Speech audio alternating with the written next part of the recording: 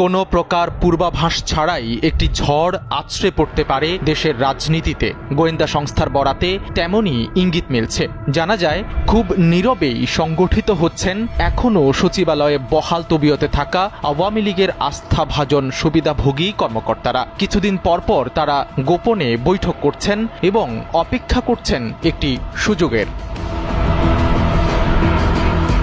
বাংলাদেশের রাজনীতিতে অন্যতম আলোচিত ঘটনা জনতার মঞ্চের আন্দোলন। ১৯৯৬ সালে বিএনপি সরকারের বিরুদ্ধে হঠাৎ গঠিত হওয়া এই মঞ্চ থেকে যে আন্দোলনের সূচনা হয়েছিল, সেটা শেষ হয় খালেদা জিয়ার পদত্যাগের মধ্য দিয়ে। মঞ্চটি গঠিত হয়েছিল তৎকালীন আওয়ামীপন্থী আমলা মহিউদ্দিন খান আলমগীরের নেতৃত্বে। জানা যায়, নিজেদের আমলাদের দিয়ে আবারও সেই পুরনো ছক কষছে আওয়ামী লীগ। সময় যত গড়াচ্ছে, আওয়ামী লীগের ষড়যন্ত্রের জাল ততটাই বিস্তৃত হচ্ছে।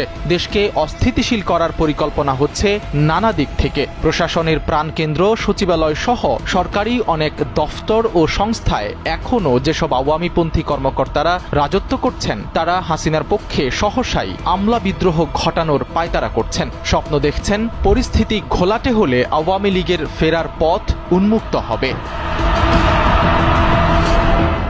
অনুসন্ধানে জানা গেছে, বিভিন্ন মন্ত্রণালয় ও বিভাগে হাসিনার নিয়োগকৃত অধিকাংশ কর্মকর্তারাই দায়িত্বে রয়ে গেছেন। সিভিল প্রশাসনের গুরুত্বপূর্ণ পদে বর্তমানে এমন ৪৬ জন সচিব ও অতিরিক্ত সচিব রয়েছেন, যারা ফ্যাসিস্ট হাসিনা সরকারের কট্টর সমর্থক। এদের কেউ কেউ আওয়ামী পরিবারের সন্তান, জামাতা কিংবা আত্মীয় স্বজন। অনেকেই ছাত্রজীবনে ছাত্রলীগ করতেন।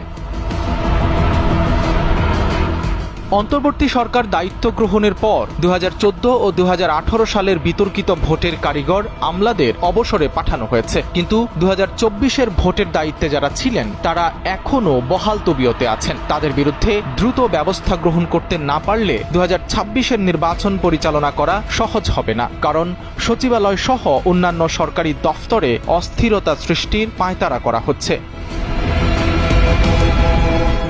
সাবেক সচিব AFM সোলাইমান চৌধুরী বলেন, আওয়ামী ফ্যাসিস্ট অনুসারী আমলারা খুবই ভয়ঙ্কর। এরা এখনও অনেক গুরুত্বপূর্ণ পদে বসে আছেন। এদের চরিত্র ও অভ্যাস পাল্টায়নি। এরা দুর্নীতিপরায়ণ এবং সুযোগ বুঝে এখনও দুর্নীতি করছেন। এরা কোন সময় কি করে বসেন তা বলা মুশকিল। তাই চিহ্নিত এসব কর্মকর্তাদের বিরুদ্ধে এখনই ব্যবস্থা গ্রহণ করা উচিত।